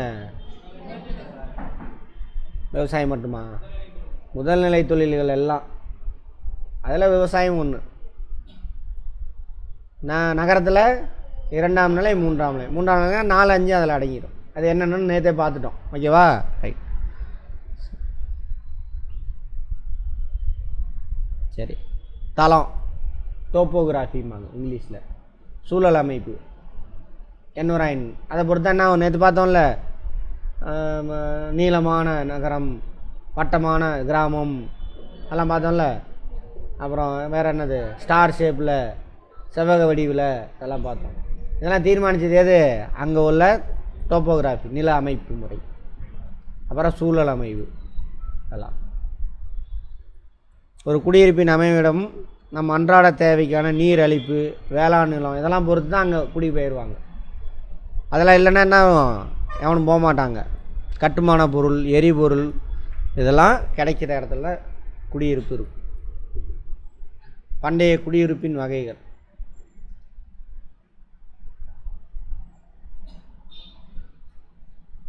அங்கேயே கிடைக்கக்கூடிய பொருள், மரம், பட்டை, மண், இதெல்லாம் வச்சு அங்கேயே கட்டிக்குவாங்க. நெருங்கிய சுற்றுச்சூழலோட நெருங்கிய தொடர்பு இருக்கும். ஒரு ஊர் அந்த சவுத்துலலாம் போனீங்கன்னா பனை மரம் அதிகமாக இருக்கும். பனை ஓலையில் தான் வீடே மேய்ஞ்சிருப்பாங்க. தென்னை மரம் அதிகமாக இருக்கும், அங்கே தென்னை ஓலையில் வீடு மேய்ஞ்சிருப்பாங்க. ரெண்டும் இருக்காது, அங்கே தான் ஓடு வருது. இப்போ எல்லாம் மாறி போச்சு, எல்லா இடத்துலையும் தார்ஸு சிமெண்ட் வந்துருச்சு. மணலில் குழப்பி கொட்டி விட்றானுங்க, கல்லை கொட்டி. அந்த மாதிரி அப்போ பண்டைய காலத்தில் இப்படி இருந்துச்சு. களிமண்ணாலும், கூரை வைக்கோலாலும், மற்ற செடிகளின் புற்களாலும் மேயப்பட்டிருந்தது கூரை அமைப்பதற்கான சட்டங்களுக்கு அங்குள்ள மரங்களே வெட்டி பயன்படுத்தினர். பனங்கை யூஸ் பண்ணுவாங்க, பனைமரம் இருக்கிற இடத்துல. இந்த ஏரியாவில் மூங்கில் யூஸ் பண்ணுவாங்க, மேற்கு தொடர்ச்சி மலை விட்டுன பகுதியில் அது மேலே வேய்வாங்க. அதெல்லாம் பண்டைய இது என்விரான்மெண்ட்டோட ஒட்டி இருக்கும். குழுமிய குடியிருப்பு, சிதறிய குடியிருப்பு. கிராமத்தில் சொல்கிறாங்க, குழுமிய குடியிருப்புனா ஒரே இடத்துல நிறைய வீடு இருக்கும், சுற்றிலும் வயல் இருக்கும். அங்கேருந்து வந்து என்ன பண்ணுவானுங்க, விவசாயம் செஞ்சுட்டு வேலையெல்லாம் முடிச்சுட்டு இங்கே வந்து உட்காந்துக்குவானுங்க. காலையிலேருந்து சாயந்தரம் வரைக்கும் வேலை செய்வான், அங்கே வந்துடுவான். இது குழுமிய குடியிருப்பு. சிதறியனா விவசாய நிலம் இருக்கு இல்லையா, அங்கங்கேயே வீடை வச்சுக்குவானுங்க. மார்க்கெட்டு, சந்தை, அந்த மாதிரி விஷயத்துக்கு மட்டும் ஒரு இடத்துக்கு வருவானுங்க. கோயில் இருக்கும், அந்த மாதிரி. ஹலோ, வணக்கம், சொல்லுங்கண்ணா.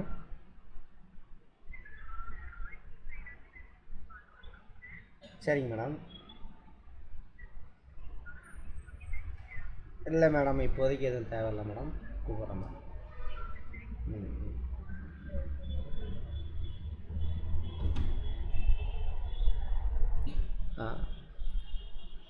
கம்பேக்டு, குழுமிய. டிஸ்பர்ஸ்னால் தள்ளி தள்ளி இருக்கும். என்ன காரணம் அப்படின்னு பார்த்தோம். மைய குடியிருப்பு எனவும் அழைப்பர். ஒன்றுக்கு ஒன்று அருகே அமைந்திருக்கும்.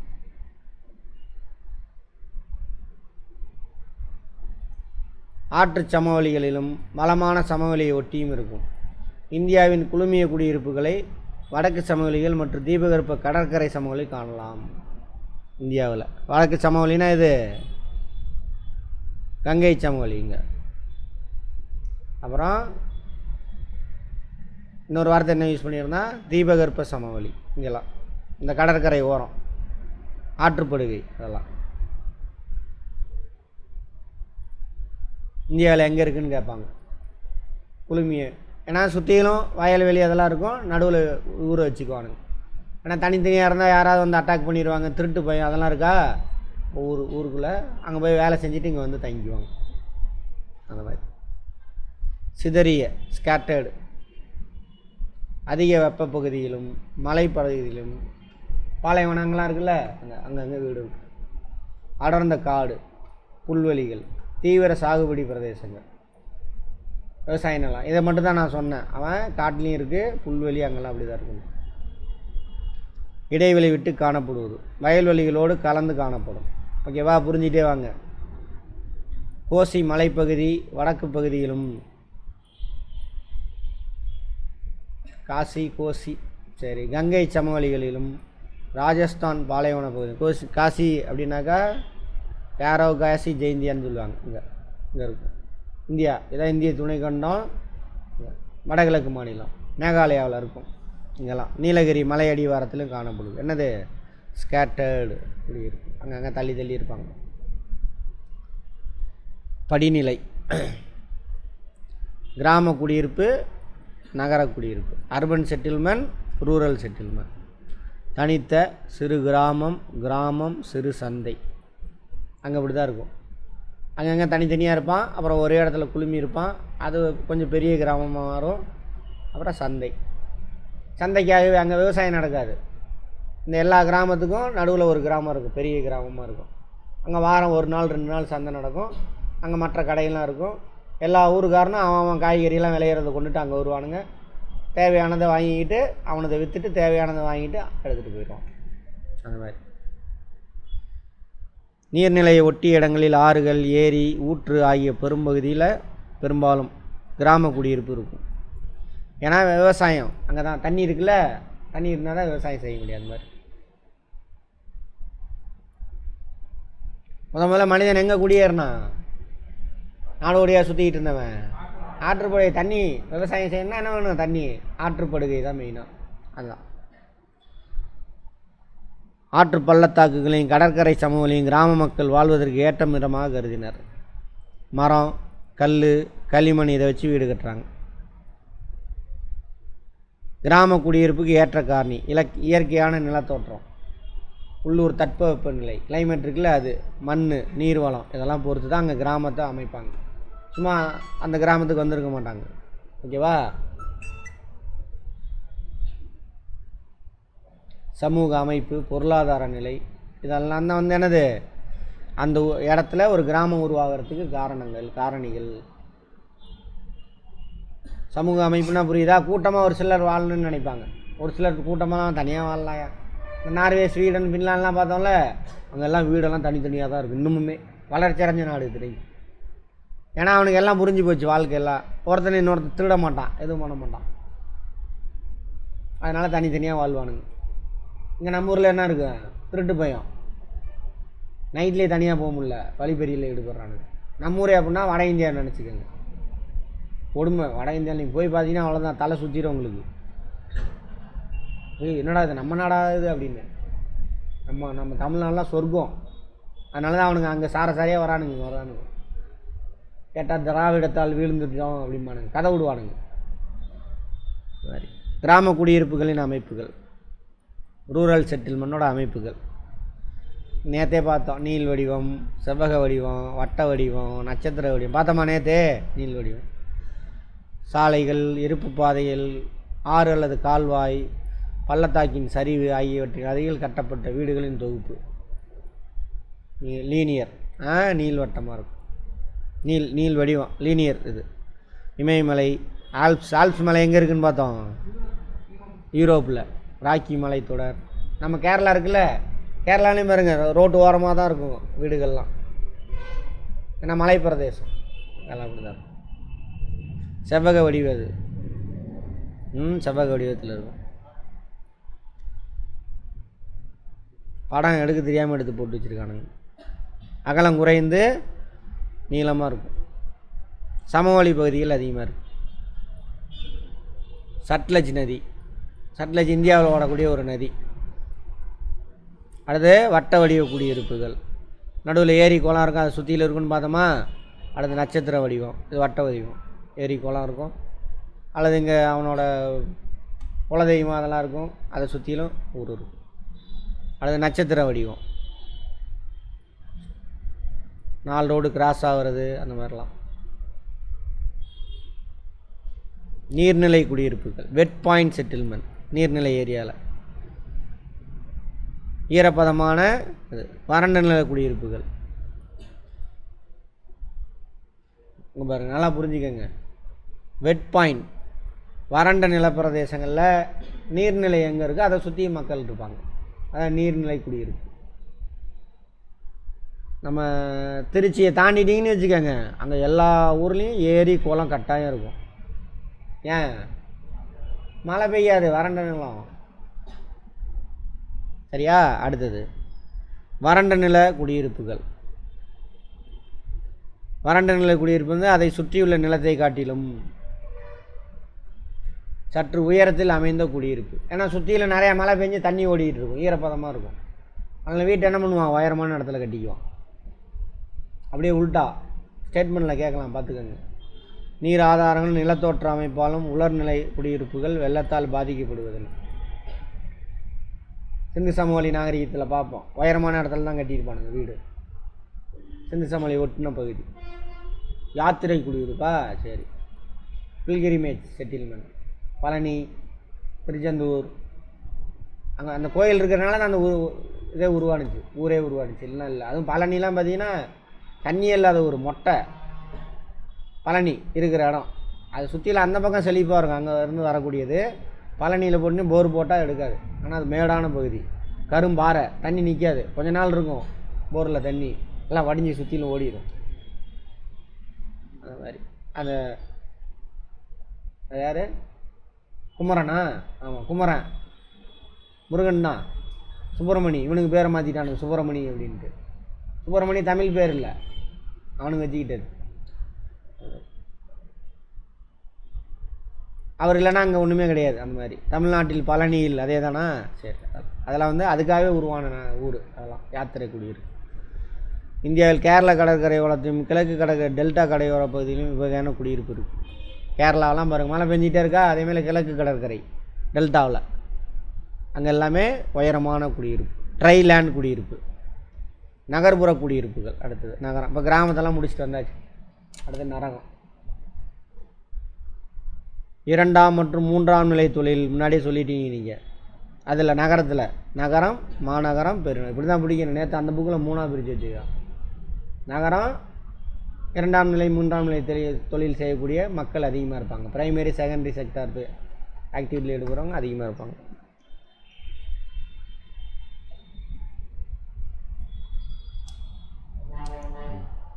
அது மாதிரி அந்த நகரம் பெருசாகி பாப்புலேஷன் அதிகமாகிடுச்சு. அப்போனா என்ன அர்த்தம்? மாநகரம். நகரம் மானா பெருசு அப்படின்னு அர்த்தம். பெருமாநகரம். இப்போ சேலம் மாநகரம், சென்னை வந்து பெருநகரம், metro city, metropolitan city. Attur நகரம். அந்த மாதிரி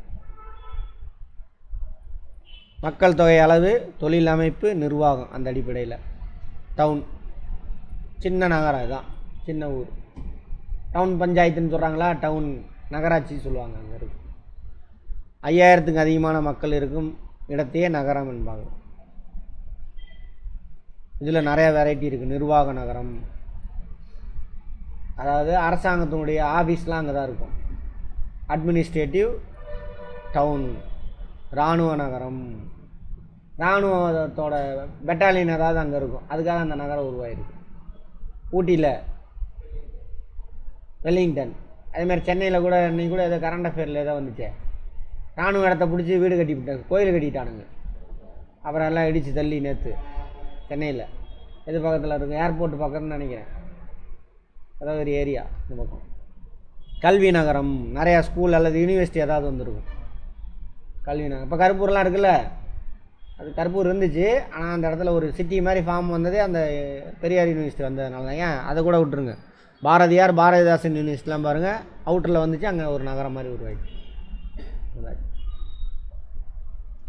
மாநகரம் நகரத்தோட பெருசு, வளர்ச்சி அடைஞ்சு பெருசாகிடுச்சு. 1,00,000 மக்கள் தொகைக்கு அதிகமானவர் இருப்பாங்க. 5,000க்கு மேலே இருந்தால் நகரம், 5,000லேருந்து 1,00,000 வரைக்கும் நகரம் வச்சுக்கோங்க. 1,00,000க்கு மேலே இருந்தால் என்னது மாநகரம். மிகப்பெரிய நகரம் மெகா சிட்டி. 10 மில்லியனுக்கு மேலே. 10 மில்லியன்னா எவ்வளவு? 1 மில்லியன்னா எவ்வளவு? 10 லட்சம். 10 மில்லியன்னா 1 கோடி பேர்த்துக்கு மேலே. பெரிய நகர உலகத்துலேயே எதுன்னு பார்த்தோம்? Tokyo city. 4 கோடி பேர் இருக்கான்னு பார்த்தோம். 3.25 கோடி நேத்தானே பார்த்தோம். எங்கே டோக்கியோ எங்கே இருக்குது? ஜப்பான். அது நாடே குட்டி நாடு. டோட்டல் பாப்புலேஷனே எவ்வளோ இருக்குன்னு பார்த்தோம்.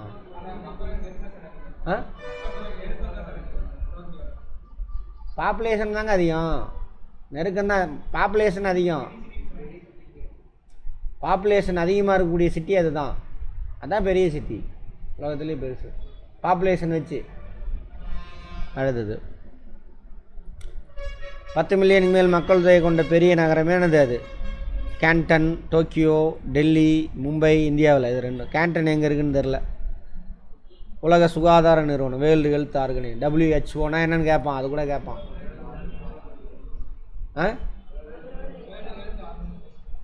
சுகாதாரம் வேர்ல்டு. வேறு என்ன சொன்னேன்? வேர்ல்டு ஹெல்த் தானே சொன்னேன். சரி சரி. கூற்றுப்படி ஒரு ஆரோக்கியமான நகரத்துக்கு அவசியம், ஆரோக்கியமான நகரத்துக்கு இதெல்லாம் இருக்கணும். தூய்மையான பாதுகாப்பான சுற்றுச்சூழல், அட்மாஸ்பியரு, தண்ணி, சுத்தமான தண்ணி, சுத்தமான நிலம், இதெல்லாம் இருக்கணும். நல்லா பூங்கா இதெல்லாம் இருக்கணும் சிட்டியில். அனைத்து மக்களின் அடிப்படை தேவையெல்லாம் பூர்த்தி செஞ்சுருக்கணும். தண்ணி வசதி, ரோடு வசதி, குப்பை அள்ளிட்டு போய் டிஸ்போஸ் பண்ணுறது, ஸ்ட்ரீட் லைட்டு இதெல்லாம் செஞ்சு கொடுக்கணும். உள்ளாட்சி, உள்ளூர மக்களை ஈடுபடுத்தி கொள்ளுதல். உள்ளாட்சி இருக்குல்ல, லோக்கல் பாடிஸ், சிவிக்ஸில் பார்த்துருப்போம், பார்க்காதவங்க பார்ப்போம். அது இருக்கணும். எளிதாக கிடைக்கக்கூடிய ஆரோக்கிய சேவைகளை ஏற்படுத்தி கொடுக்கணும். பேக்கிங் போகிறதுக்கு வசதி இதெல்லாம் செஞ்சு கொடுக்கும். பெருநகரம் மெகலபோலிஸ். 2 அல்லது அதற்கு மேற்பட்ட மிகப்பெரிய மக்கள் தொகை 10 மில்லியனுக்கு மேல் பெரிய நகராக பரப்பை கொண்ட இடத்தை குறிப்பது பெருநகரம் மெகலபோலிஸ். ஆமாம், 2 நகரம். இப்போ இங்கே ஒரு நகரம் இருக்குது, வளர்ந்துகிட்டே வருது. இந்த நகரம் பெருசாகிட்டே வருது, பெருசாகிட்டே வருது. 2 ஒன்றா சேர்ந்துடும். கோன் அர்பனேஷன் அப்படின்னு எடுத்து பார்த்துருக்கோம். மெகலபோலிஸ் 10 மில்லியனுக்கு மேலே. பாஸ்டனுக்கும் வாஷிங்டனுக்கும் இடைப்பட்ட பிரதேசம். அங்கே வாஷிங்டன் எங்கே இருக்குது? அமெரிக்கா. அமெரிக்காவோட தலைநகரம் அது மீப்பெரும் நகரமாகும். வாஷிங்டன் டிசி தான் அமெரிக்காவோட தலைநகரம். அது பெருசாகி என்ன ஆயிடுச்சு? ஒன்றா சேர்ந்துருச்சு. நான் சொன்னேன்ல, சென்னை வளர்ந்து செங்கல்பட்டு, காஞ்சிபுரம் எல்லாம் ஒன்றாயிருச்சு, ஒரே சிட்டி. அது வரைக்குமே வருது. அப்போல்லாம் அந்த நான் ஊர் அது சென்னையில் அந்த உயிரியல் பூங்கா இருக்குது. என்ன பூங்கா அது? வண்டலூர். அதுக்கு முன்னாடி ஒரு பாலம் வரும், பெருங்கலத்தூர்னு சொல்லுவாங்க. அதுக்கு இந்த பக்கம் வந்தால் வீடே இருக்காது. இப்போ நான் 6 மாதம் 1 வருஷத்துக்கு முன்னாடி போயிட்டு வரேன். போன வருஷம் பார்த்தா அது ரொம்ப தூரத்துக்கு வரிசையாக சிட்டி மாதிரியே இருக்குது. இன்னும் சிட்டியை விட்டு வெளிலையான்னு பார்த்தா அடுத்த ஊர் வந்துருச்சு. அது மாதிரி எல்லாம் இப்போ 10 வருஷத்துக்குள்ளே நடந்த விஷயம். அந்த மாதிரி அர்பன், 2 அர்பன் சேர்ந்துடும். இந்தியாவில் டெல்லி, மும்பை, கொல்கத்தா எல்லாம் மிகப்பெரிய நகர்ப்புற பகுதி. பெருநகரம் மெகலபோலிஸ். குஜராத்தின் காஞ்சி நகர், சூரத்து, வதோதரா, ராஜ்கோட் அதெல்லாம் முக்கியமானது. அந்த கோன் அர்பனேஷன் கான்செப்ட். இதனால தான் அந்த பெரிய நகரம் மெகலபோலிஸ்லாம் வரும்.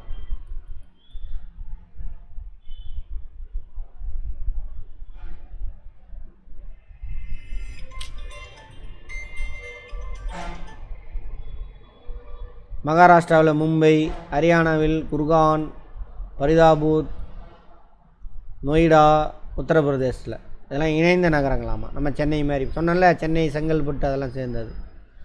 Satellite town. என்ன பண்ணுவாங்கன்னா, சேட்டலைட் டவுன்னா ஒன்றும் இல்லை, ஒரு பெரிய நகரம் உருவாயிருச்சு. பாப்புலேஷன் அங்கே நிரம்பி வழிகிறானுங்க. ஆனால் நிறைய பேர் ஒரு இடத்துல குமிஞ்சா நிறைய பிரச்சனை இருக்குது. சுகாதார வசதி பிரச்சனை, சின்ன கேப் எங்கேயாவது ஆற்றங்கரை ஓரம் இருந்துச்சுன்னு வச்சுக்கோங்க, அல்ல சாக்கடை ஓரமாக இருந்தால் அந்த இடத்துல போய் குடிசை போட்டுக்குவான். அதான் ஸ்லம்மு இதெல்லாம் நிறையா இருக்கும். அதனால் ஆனால் அந்த நகரத்துக்கு பக்கத்தில் ஒரு நகரத்தை உருவாக்குவாங்க. அரசாங்கம் பிளான் பண்ணி ப்ரைவேட்டில் இருந்து லேண்டு வாங்கி என்ன பண்ணுவான், உருவாக்குவான். அதான் சேட்டலைட் டவுன் அப்படிம்பாங்க. அண்ணா நகர், சென்னையில் அண்ணா நகர்லாம் சேட்டலைட் டவுன் தான். அது அரசாங்கம் உருவாக்குனது.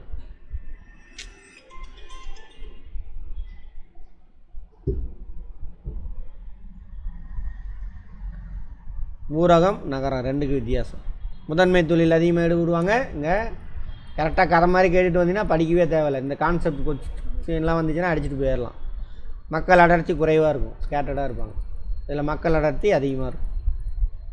கிராமங்கள் குக்கிராமம் பிரிக்கிறாங்க. நகரம், மாநகரம், பெருநகரம், பெருநகரம் போயிட்டே இருக்குது. அது அமைதியான நல்லாயிருக்கு, பீஸ்ஃபுல்லாக இருக்குது. இந்த வேகமான என்ஜின் வாழ்க்கை. இங்கே சிட்டி கிராமத்துலேருந்து இங்கே சேலத்துக்கு வந்தால் என்னப்பா இவனுங்க எல்லாம் ஓடிட்டே இருக்கானுங்கன்னு இருக்கும். சேலத்துலேருந்து சென்னை போய் பாருங்கள், தலை சுற்றும், பயங்கரம். அதை பார்த்தாக்க நீங்கள் உன்னால் தூங்கவே முடியாது. எத்தனை பேர் போயிருக்கீங்க? போனதில்லை சென்னைக்கு? எல்லாருமே போயிருக்கீங்களா? காலையில் எழுந்திரிச்சு பார்த்தீங்க, ஒரு 2-3 நாள் இருந்துருக்கீங்களா? வந்து பாருங்கள், போயிட்டு ஓடிட்டே இருப்பானுங்க. காலையில் அங்கே 4 மணிக்கெலாம் எழுந்திரிச்சு நம்ம கிராமத்தெல்லாம் வேலை செய்வான்னு பார்ப்பான். அவன் அதுக்கு மேலே ஓடிட்டு 24 ஹவர்ஸ் இயக்கத்திலே இருக்கும். வேகமான சிக்கல் நிறைந்தது. என்ஜின் ஆக்கி விட்டுருவானுங்க, உட்கார விட மாட்டானுங்க. மென்டல் டார்ச்சர் ஆயிரும். அதான் சிக்கலான வாழ்க்கைன்றான். முடிஞ்சா பாடம். பொலிவுறு நகரம், ஸ்மார்ட் சிட்டி. ஐயகித்தனம் பண்ணுறதுக்கானது வேலை. சேலம்லாம் ஸ்மார்ட் சிட்டியில் தான் இருக்குது. என்ன ஸ்மார்ட் பண்ணானுங்க? 10 வருஷம் ஆகி போச்சு திட்டம் போட்டு, ஒன்றும் நடக்கலை. எல்லாம் இன்னும் டிச்சு தண்ணிலாம் உள்ளே பூந்துக்கிட்டு நாசம். பணம் கொள்ளையடிச்சிருக்கானுங்க, அவ்வளோதான். தண்டத்துக்கு பழைய பஸ் ஸ்டாண்ட் போய் பாருங்கள், அவ்வளோ பெரிய பில்டிங் என்ன ப்ரோ, நல்லா சும்மா நிற்கிது. அப்படியே வரியை ஏற்றி விட்டானுங்க. இந்த இங்கே வேறு இங்கே ஒன்று கார் பார்க்கிங், இங்கே பார்த்தீங்களா தொங்கு பூங்காவில், அது மாதிரி. ஸ்மார்ட் சிட்டி 100 ஸ்மார்ட் நகரங்களை உருவாக்குகிறேன். நீதியெல்லாம் எங்கே போச்சுன்னு தெரில. என்ன நடக்குது? 10 வருஷம் ஆகி போச்சு. சேலத்தையே உருப்படி பண்ண முடியல, சென்னையை எப்படி பண்ண முடியும்? சென்னை, கோயம்புத்தூர் இதெல்லாம் ஸ்மார்ட் சிட்டியில். இந்தியா ஃபுல்லாக இங்கே பாருங்கள். சேலத்தில், தமிழ்நாட்டில் இருக்கக்கூடியது சென்னை, மதுரை, திருநெல்வேலி, திருப்பூர், சேலம், வேலூர், ஈரோடு வரைக்கும் தமிழ்நாட்டில் 12 நகரங்கள். அது மாதிரி. காக்கசாயனம் எங்கே? அப்படியாப்பா. நீக்ரோயிடு ஆப்பிரிக்கா, மங்கோலியா ஆசியா, வட அமெரிக்கா,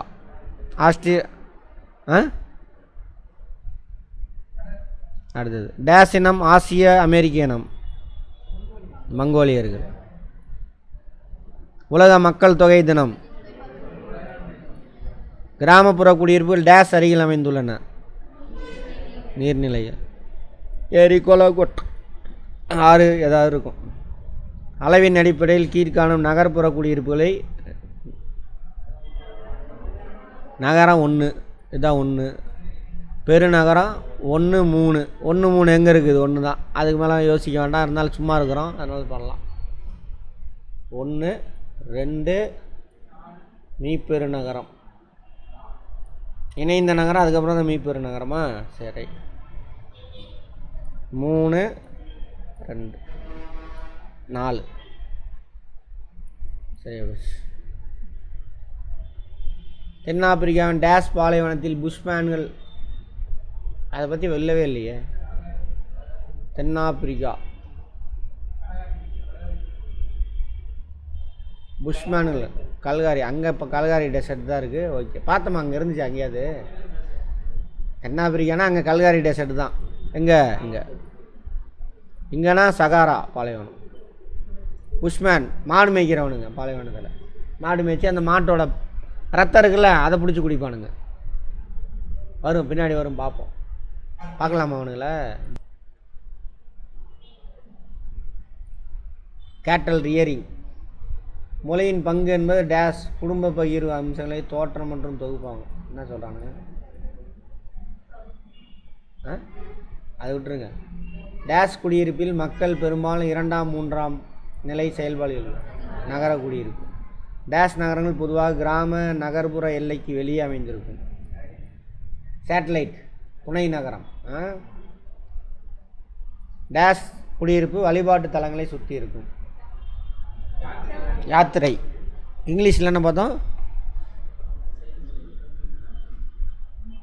பில்கிரிமேஜ் சிட்டிஸ். பில்கிரிமேஜ். காக்கசா, Negro, Mongolia, Australoid, Sutlej Ganga சமவெளி. சட்லஜ் கங்கை.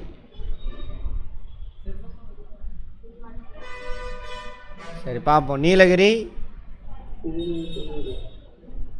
சிதறிய. தென்னிந்தியா,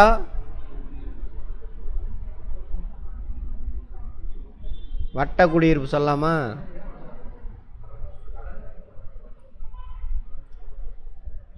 கடற்கரை.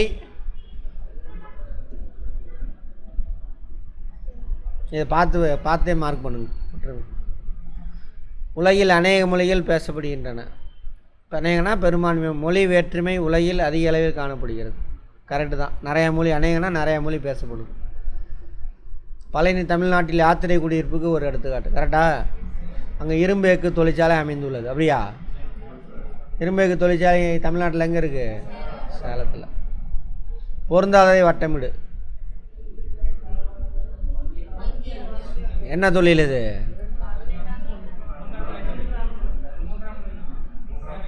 அங்கே என்ன தயாரிக்கிறாங்க? ஏதாவது இரும்பு ஏதாவது தயாரிக்கிறாங்களா? பணத்தை வாங்கி கடன் கொடுப்பான், அவ்வளோதான். திரும்ப பணத்தை வாங்கிட்டு அவனுக்கு வட்டியோட திரும்ப கொடுத்துருவான். இமயமலை, ஆல்ப்ஸு, ராக்கி, கங்கை. ஏன்? பல மலைகள். சென்னை, மதுரை, திருநெல்வேலி, காஞ்சிபுரம்.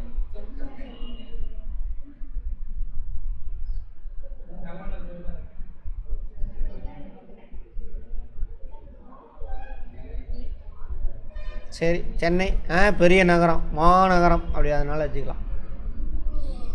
அப்படி சொல்லலாம். புதுசாக உருவான நகரம், பிரிட்டிஷ்காரன் வந்தோடனே. இதெல்லாம் ரொம்ப நாளாக இருக்குது. மதுரை, காஞ்சிபுரம்லாம் பல்லவர்கள் காலத்துலேருந்தே பார்ப்போம். திருநெல்வேலி இருக்குது. திருநெல்வேலி பெயர் காரணம் தெரியுமா?